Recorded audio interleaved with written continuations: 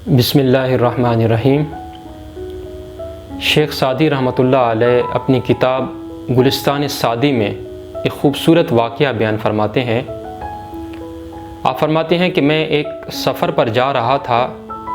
تو راستے میں مجھے ایک امیر تاجر کے گھر قیام کرنا پڑا۔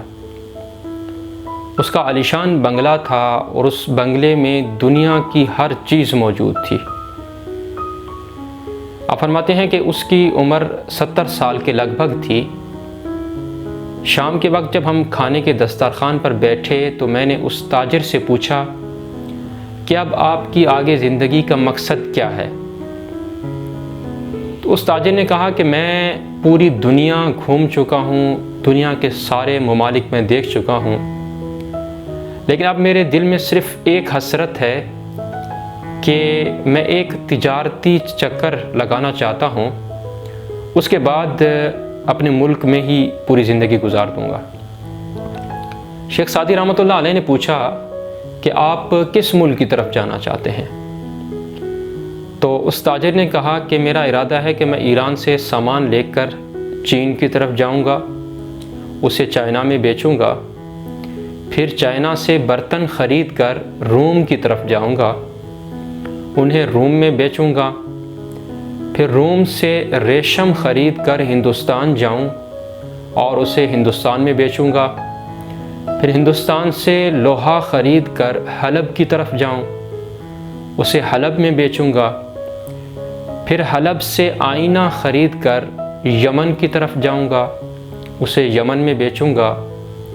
پھر یمن سے چادریں خرید کر واپس ایران آؤں گا اور اس کے بعد کی پوری زندگی اپنے دکان میں بیٹھ کے گزار دوں گا۔ پھر اس تاجر نے پوچھا شیخ سعدی رحمۃ اللہ علیہ سے کہ اس حوالے سے آپ کیا کہتے ہیں؟ تو شیخ سعدی رحمۃ اللہ علیہ نے فارسی کے 2 اشعار سنائے جن کا ترجمہ کچھ اس طرح ہے کہ آپ نے صحرائے غور کے تاجر کے بارے میں سنا ہوگا جو خچر پر اپنا مال تجارت لے کر جا رہا تھا،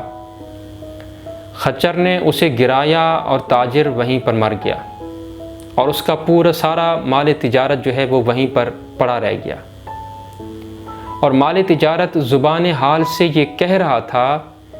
کہ دنیا دار کی نظر کو یا تو قناعت بھر سکتی ہے یا قبر کی مٹی بھر سکتی ہے۔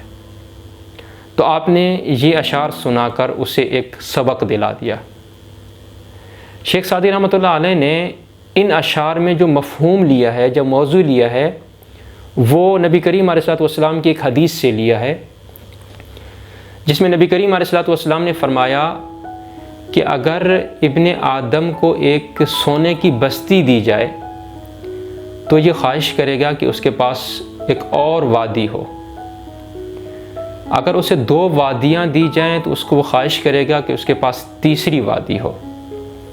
نبی کریم علیہ السلام نے فرمایا کہ ابن آدم کا پیٹ نہیں بھرتا